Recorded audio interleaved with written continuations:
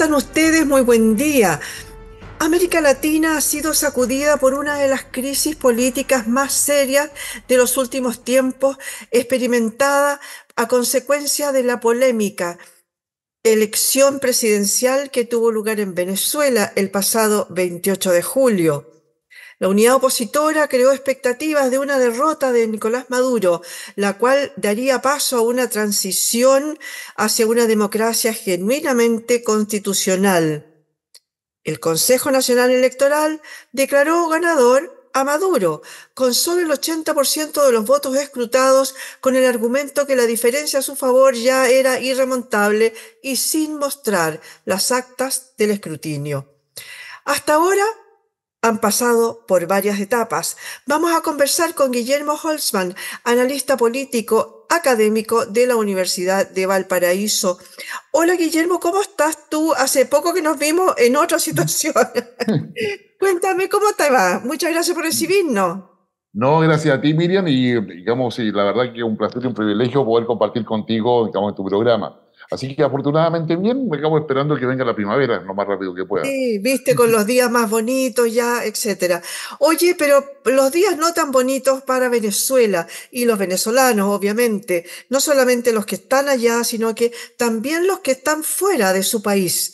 Cuéntame un poco así a grandes rasgos, ¿qué hace diferente, por ejemplo, esta vez de la anterior, cuando Guaidó, cuando estaba López, etcétera? ¿Cuál es la diferencia de ahora con aquella vez? La diferencia principal es la que tú señalabas en la introducción, de que el régimen Maduro no ha sido capaz de mostrar las actas que demuestren efectivamente que la votación de los ciudadanos venezolanos ha dado como ganador a Nicolás Maduro. Es ahí donde está la gran diferencia. ¿Y por qué? Porque la oposición, digamos, liderada como movimiento por María Corina Machado y como su expresión formal, Edmundo González como candidato presidencial, tiene más del 80% de las actas y las tiene para mostrarlas. Y esas actas corresponden efectivamente a los testigos, es decir, a los documentos que los propios movimientos se encargó de poder sacarle fotografía o tener la copia de esa votación en cada uno de los locales electorales que había en Venezuela. Es decir, lo que tiene hoy día la oposición es la información original. Y el régimen de Maduro no ha sido capaz de demostrar que eso sea falso. Más aún, de hecho, digamos, ellos obtuvieron esas actas, esa copia de actas, en virtud de que habían testigos, le llaman allá, acá en Chile se llaman apoderados, que son los que sacaron la fotografía o pidieron el comprobante, o incluso con la complicidad de los militares que dejaron ingresar a estos apoderados o testigos para poder obtener esa información. Por eso solamente, la oposición solamente tiene el 80% de las actas, porque hay un 20% que no pudieron acceder o no pudieron sacar de los locales.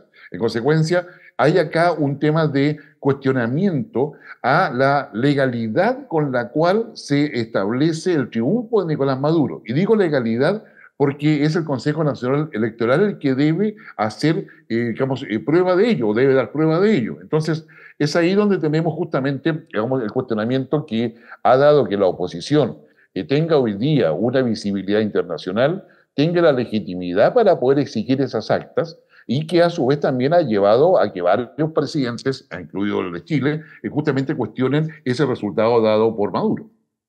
Oye, llama la atención que esta vez se ha mostrado una oposición bastante cohesionada y que ha seguido en sus movilizaciones, ¿no? Porque en otras ocasiones se veía como siendo aplastadas rápidamente. Si bien es cierto, como yo decía al principio, se ha pasado por varias etapas. La gente ha tenido una cierta valentía para salir a reclamar lo que se está pidiendo, pero por otro lado también ha empezado a aparecer mucha represión. ¿Qué comentario hay respecto de eso? A ver, yo creo que la oposición ha logrado armarse y tener una estrategia que va dada por la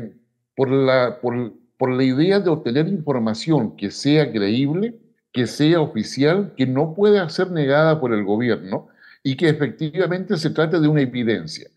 El hecho de tener evidencia hace toda la diferencia. Porque antes gran parte de lo que hacía la oposición era estar contra Maduro en términos ideológicos o en términos de que era un dictador, en fin, un autoritario, pero que siempre hasta ese minuto los fraudes, si es que lo hubo, de las elecciones anteriores, no tenían una contraparte que pudiesen decir que era mentira, al que no era verdad. Y en esta oportunidad, digamos, ha sido una estrategia muy exitosa porque ha sido una estrategia silenciosa, ha sido una estrategia que ha roto los anillos de seguridad del régimen de Maduro y han logrado acceder a esa información. Y eso lo han hecho por muchos meses.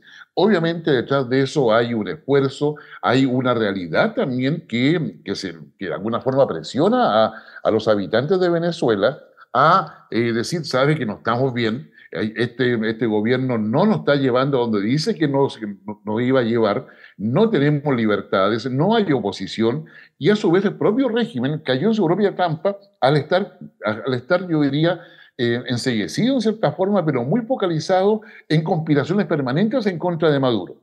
Y claro, finalmente lo que sucedió es que Nicolás Maduro ha anunciado desde el año pasado muchas conspiraciones en su contra, pero también la preocupación por esas conspiraciones ha dejado el espacio para que la oposición pudiese hacer este trabajo que hoy día tiene al régimen de Maduro, yo diría, contra la pared, porque no va a poder decir que no es así. Hoy día el régimen de Maduro depende solamente de lo que diga el Tribunal Supremo de Justicia, el cual ya ha señalado de que ellos van a investigar desde el hackeo, todo lo que sucede, pero que su resolución es inapelable, que sería el último recurso que tiene Nicolás Maduro para poder plantear que sin actas digamos, puede ser declarado presidente, pero ya va a ser demasiado tarde.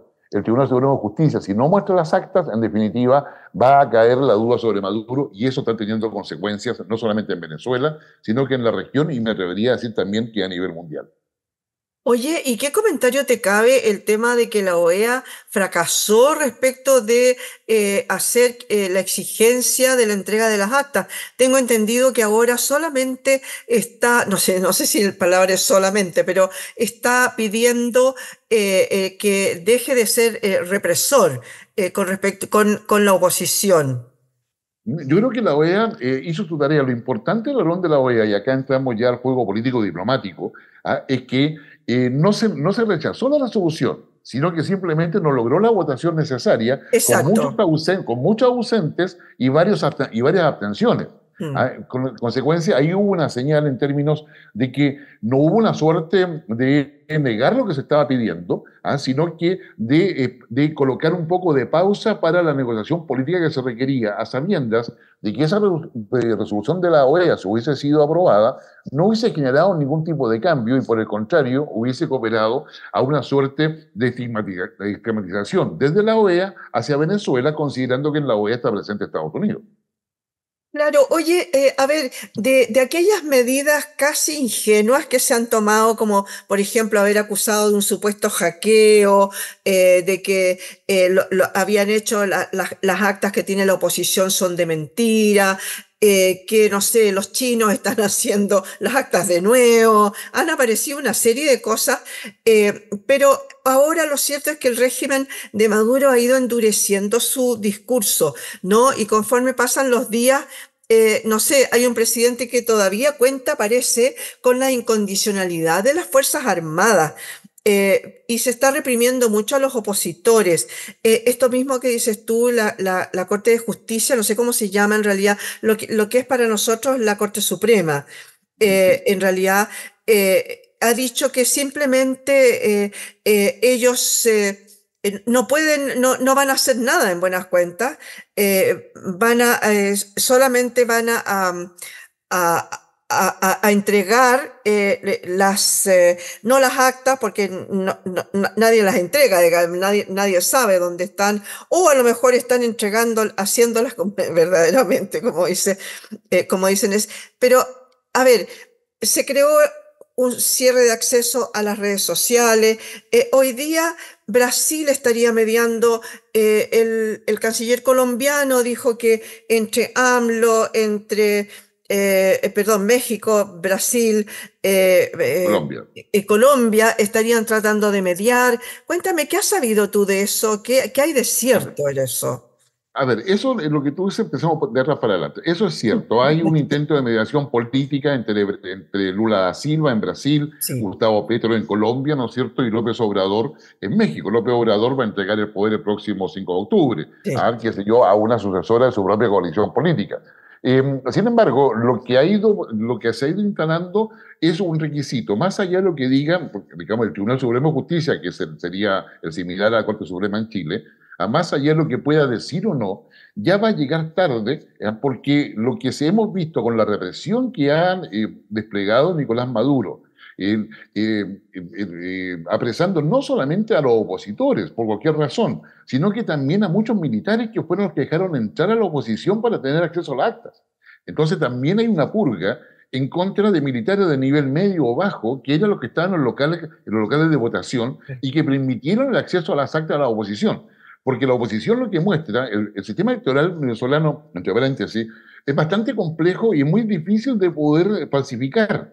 ¿Por qué? Porque o sea, hay tres controles distintos, pero todo está asociado al número de RUT. No es que tú sepas quién votó por quién, sino que, digamos, queda registrado que quién votó. Por lo tanto, tendrían que entrar a falsificar la entrada de todos los ciudadanos, digamos, dándole una votación, pero tú podrías ingresar y decir, oiga, yo ahí voté, no estaba en ese resultado porque tiene que haber un acta de la cantidad de gente que vota versus la cantidad de votos que tiene cada una de las opciones. Entonces, es un sistema de mayoría difícil de poder, falsificar con las mismas personas por cada local. A eso voy. Ya. Entonces, al final lo que hoy día tenemos acá es que eh, Venezuela perdió ya hace rato su cualidad democrática en la medida en que no hay libertad de expresión, no hay libertad política, digamos, no hay una cantidad de derechos, hay una situación de pobreza cada vez mayor, de hambruna también en muchos sectores de Venezuela. Por lo tanto, perdió su cualidad política básica. Hoy día, muchos tratan a Nicolás Maduro como dictador y conforme a la represión que está exhibiendo, está cercano a una tiranía. En términos concretos, Venezuela, con las decisiones que está tomando hoy día Nicolás Maduro, de, qué sé yo, no sé, entre comillas, romper relaciones con WhatsApp, por ejemplo, digamos, claro, digamos, impedir el acceso a las redes sociales, desde Facebook, Thread, X o ex Twitter, etcétera, va camino ya instalándose como una tiranía, es decir, va a instalarse como una Cuba del siglo XXI. O sea, una Cuba que está aislada, que vive de una ideología propia y nadie dentro de Venezuela puede tener acceso a ningún tipo de libertad salvo la que le permita el régimen. Y en esa perspectiva es lo que se está hoy día. Y hay, yo diría, en la práctica, una presión internacional que ha ido en aumento. Digamos, la oposición hoy día ha llamado para el sábado 17 de agosto a una convocatoria, no solamente en Venezuela para salir a la calle, sino que a nivel mundial, dando cuenta de que la población en Venezuela ya no tiene temor porque ve la posibilidad cierta de que efectivamente Nicolás Maduro deje el poder. Exacto, eso era lo que yo hacía referencia al principio, que llama la atención que hay una cierta valentía, que antes no existía, no se veía, ¿no? Era como todo soterrado. Ahora, sin embargo, no hay, además, a pesar, digamos, de la represión que hay, la gente está saliendo a las calles. Pero ahora me gustaría saber, a ver, perdón, me falta una sola cosa, y es que últimamente está apareciendo Estados Unidos también ofreciendo una mediación, ¿no? ¿Nos comentas de eso? Sí, Estados Unidos juega un rol sin lugar a duda en Venezuela, y Estados Unidos está teniendo, digamos, yo diría, diálogos a nivel de los asesores de Biden actualmente, y hoy día también se suman algunos asesores de Trump como candidato, digamos, para poder cooperar a destrabar el problema que hay en Venezuela. Y en eso se ha sumado tanto Brasil como Colombia como México, no en la lógica plena de Estados Unidos, pero sí, digamos, hay una coincidencia en la cual Maduro no tiene más vida política. O sea, la solución que acá se ve es la salida de Maduro.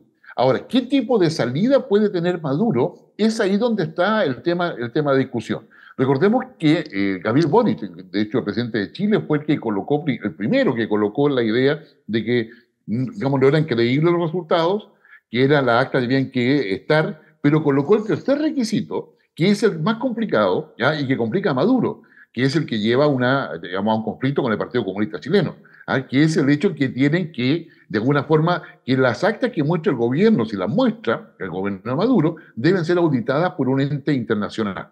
A eso se suma que el Centro Carter, que fue invitado por el gobierno de Maduro para que fuese observador en las elecciones, ya señaló definitivamente de que las elecciones no son válidas y que, digamos, y que Mundo González es el que tiene la mayoría o el triunfo electoral. En consecuencia, acá el tipo de mediación que puede hacer Estados Unidos es más bien desde las sombras y no directamente, que de alguna forma se agradece, porque si Estados Unidos aparece en primera línea presionando, claramente, en definitiva, esa discusión termina a favor de Venezuela en virtud de que la lógica de Venezuela o de Maduro es que el imperialismo siempre está presente ahí, y todo lo que sé yo, lo que es la economía mundial que gira alrededor de Estados Unidos está presionando a Venezuela. Exactamente, son los que tienen más olor a azufre. Oye, Exactamente. oye, pero a ver, tú tocaste ahí a la pasada y me gustaría que habláramos brevemente de ello también. Y es los coletazos que ha llevado hacia distintas reacciones que han habido en lugares del mundo. Pero me gustaría que habláramos un poquito de qué está pasando acá en Chile, porque aquí se cerraron algunas brechas, pero otras se abrieron muchísimo, ¿no? Mm. Respecto de las opiniones que tiene cada partido, cada movimiento del gobierno respecto de esto. Cuéntame qué está pasando ahí un poquito. A ver, o sea, lo que ha pasado acá es que quién quedó en la encrucijada del Partido Comunista. Porque el Partido Comunista, digamos, tan pronto conoció el resultado dado por el Consejo Nacional Electoral venezolano, felicitó la reelección de Maduro, y luego ha ido respaldando el proceso electoral vivido en Venezuela. Sin embargo, ahí lo primero que sucede es que el propio Partido Comunista Venezolano, digamos, niega el resultado de la reelección de Maduro y se pone en la oposición. Ahora, entre paréntesis, hay que tener presente de que en Venezuela no es la lucha izquierda-derecha como la vemos en Chile. O sea, es decir, los movimientos de oposición que hay hoy día contra Maduro, yo diría están más bien ubicados en la centro-izquierda más que en la derecha. O sea, es decir, la derecha en Venezuela es prácticamente una minoría. O sea, es decir, no es lo principal. Consecuencia, aquellos que piensan de que en Venezuela está la lucha entre izquierda y derecha, no. La lucha que está en Venezuela es por una democracia, la legitimidad de que se pueda elegir un gobernante conforme a la voluntad popular, y no la forma en que está ejerciendo el gobierno Nicolás Maduro. Y por eso el Partido Comunista Venezolano tiene una declaración que la pueden buscar digamos, en internet, ¿ya? Señala de que no, ellos no avalan lo que está diciendo el Consejo Nacional Electoral.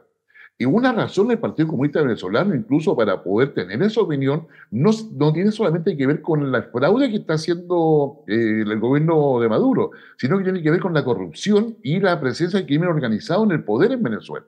Entonces, para ello el tema es más complejo. En cambio, en Chile, el Partido Comunista apoya a Venezuela. Recordemos que Venezuela ha sido, con su propuesta de socialismo bolivariano, un impulsor importante desde el Grupo de Puebla, donde está Lula.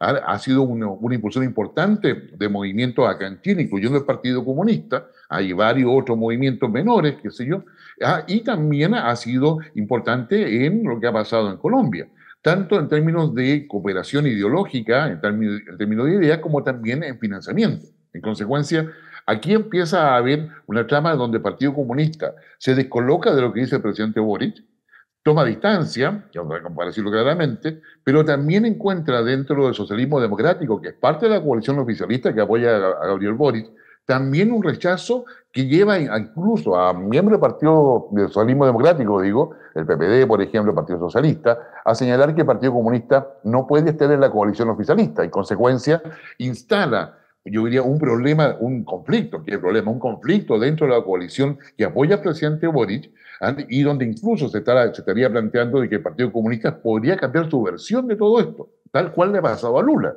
Lula empezó primero pidiendo solamente las actas, digamos, luego pidiendo respeto a los derechos humanos, y respeto a la mayoría.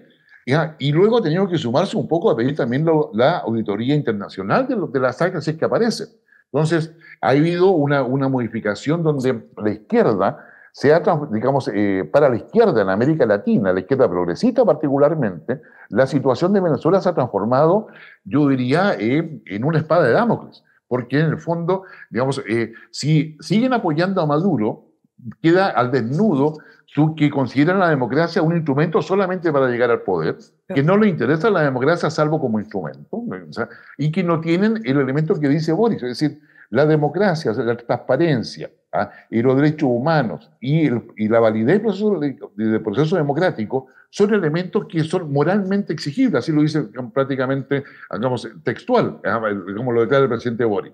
Entonces, coloca al Partido Comunista también en una situación muy compleja en términos de mantenerse dentro de la coalición oficialista en Chile, y eso, como tú bien dirías, es una noticia en desarrollo, porque hoy día está el conflicto instalado, a pesar de que no se quiera reconocer, y va a tener, sin lugar a dudas, también impacto electoral en las próximas municipales. Exactamente, estamos justito antes de las elecciones, ¿no es cierto?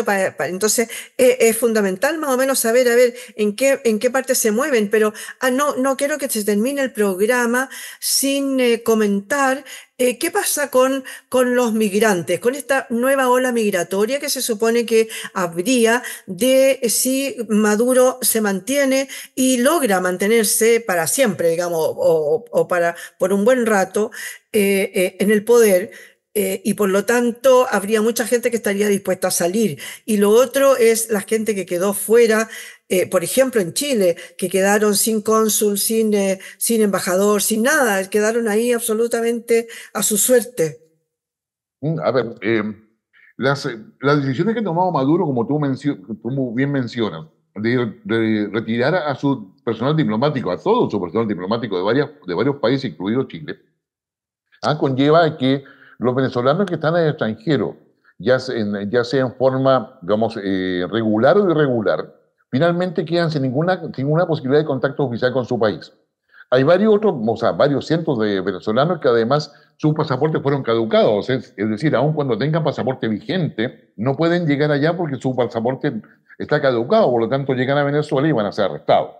O sea, y tampoco van a poder salir del país, sinceramente.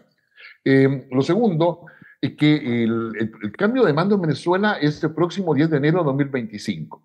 ¿Ya? La fecha es importante porque ahí se supone que debería asumir el Mundo González eventualmente. Así es que todo va en esa línea, o tendría que haber alguna resolución que modifique eso.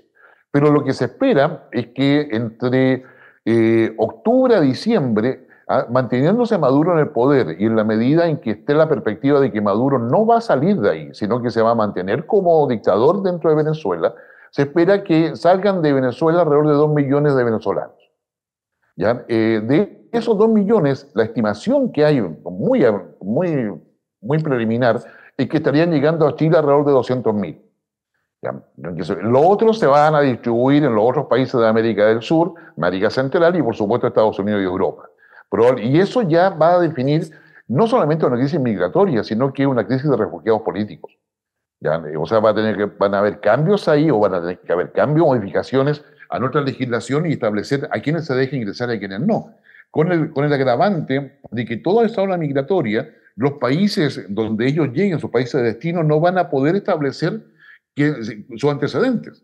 Porque, digamos, Venezuela no va a entregar sus antecedentes. En consecuencia, ahí tú tienes lo que puede hacer Maduro. O sea, Maduro puede enviar a todos los que a toda la oposición, pero también puede enviar a todos los que le molestan, incluyendo delincuencia. ¿Ya? Entonces, yo diría que ahí hay un tema que coloca, yo diría, una presión muy importante desde el punto de vista de institucionalidad internacional, pero particularmente institucionalidad nacional, respecto a cómo se va a enfrentar todo eso, dado que no hay capacidad, digamos, yo diría, en ningún país, de poder, digamos, acoger a todas esas personas con todo lo que significa en términos de darle condiciones mínimas de vida. Sí, pues ya tenemos 700.000 aprox, se supone, ¿no? Recibir a otros 200.000, yo no sé si Chile resistiría. Más todavía, suponiendo lo que dices tú, que podrían cambiar la fórmula en el que ellos entrarían, ¿no es cierto? Porque si son refugiados políticos, empieza a entrar otro tipo de consideraciones, ¿no es cierto? Exactamente, y ahí significa que los países de América del Sur, que hoy día parecen muy desintegrados, van a tener que tener una capacidad de poder armonizar al menos una visión conjunta para poder ver cómo se trata de esto. Y si son refugiados políticos, ahí tenemos que tener la ayuda de Naciones Unidas, tanto de la Oficina como de Migraciones de Naciones Unidas, como de la ACNUR, que es la agencia preocupada de los refugiados. y buscar, yo diría, soluciones digamos, que van en la línea de lo que se hizo Europa con respecto a los refugiados sirios, por ejemplo, ya que lo tenemos ahí en la retina. Claro, pero se necesita claramente anticiparse a eso y hay pocos días para eso, porque si esto va a suceder entre octubre y enero o diciembre, es evidente que hay que prepararse porque ese tipo de cosas requieren legislación, requieren recursos, digamos, ayuda internacional para eso, porque los países por sí solos no van a poder, no van a tener capacidad para poder resistir, digamos, esa avalancha migratoria. Claro que sí, más todavía que además está el otro lado, ¿no es cierto? Cuánta cantidad de personas, de venezolanos que, por ejemplo, tenían orden de expulsión, que cuando teníamos todavía relaciones internacionales con Venezuela, no se logró llegar a ningún acuerdo, menos ahora, donde no hay con quién hablar, ¿no es cierto? Así que también ahí hay otro tema. Hay un cuello de botella con un tapón, además, que no se puede, no va a pasar nada, ¿no? Exacto, mira, digamos, y es decir, o sea, a ver, aclarar de que es importante, de que las relaciones con Venezuela están suspendidas, no están cortadas. Ah, Es decir, perfecto, ya. Chile no ha roto relaciones con Venezuela ni Venezuela con Chile. Simplemente, Pero están el- retiradas las comisiones. o sea, ¿Cuál es la sí, diferencia entonces? o sea, no, porque o sea, cuando están cortadas quiere decir que todo lo que, cualquier relación formal que tengan ambos países, finalmente no, quedan todo cortado y nada se hace. Hoy día Ya, están suspendidas. Chile, para hacer gestiones en Venezuela, y le encarga a otra embajada que haga las gestiones que Chile requiere en Venezuela. Y eso es propio del sistema internacional. Es sí. decir, digamos, entonces, no hemos, o sea, ¿por qué es importante el dato? Porque si efectivamente se produce el cambio de gobierno en Venezuela, el problema que sigue a eso es la operación retorno de los venezolanos. Claro. ¿Ya? O sea, porque muchos migrantes que salieron, mucha gente que salió de Venezuela va a querer volver a Venezuela. ¿Verdad? Entonces, digamos, tenemos los dos polos. Por eso es importante establecer de que las relaciones solamente están suspendidas. Si asume finalmente, digamos, el Mundo González, va a reponer rápidamente al personal diplomático acá en Chile, ¿ah? Para poder facilitar la operación retorno, cosa que para Venezuela va a ser muy relevante por razones económicas, sociales, etcétera, ¿ah? Y política incluso. Entonces, yo diría que acá hay un tema donde es importante saber, o sea, Maduro está tomando decisiones a tontas y a locas, decisiones que van orientadas a mantenerse en el poder, que esa mantención en el poder hoy día depende de la presión internacional y que esa presión internacional hoy día está, yo diría, focalizada en lo que puedan hacer estos tres países que hemos mencionado, México, Brasil, ¿no es cierto?, y Colombia. Pero también donde el tema mucho más conceptual, o el argumento más pesado, lo está colocando Chile. Es decir, no basta que estén las actas deben ser auditadas.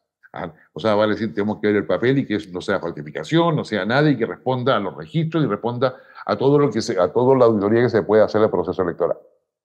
Perfecto, muchas gracias Guillermo por habernos aclarado todo el tema de lo que está pasando y lo que va a pasar, como dices tú, noticia en desarrollo, porque no sabemos qué va a pasar entre hoy, mañana o por los próximos días, o estas reuniones que avisaron que iban a ser dentro de esta semana, una reunión virtual que tendrían con Nicolás Maduro entre Venezuela, entre Colombia, México y Brasil, para mediar por cómo seguir en este trance. Muchas gracias, Guillermo, por haber estado hoy día con nosotros.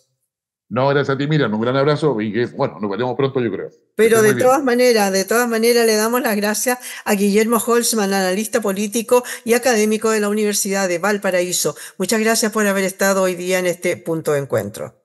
No, gracias a ti.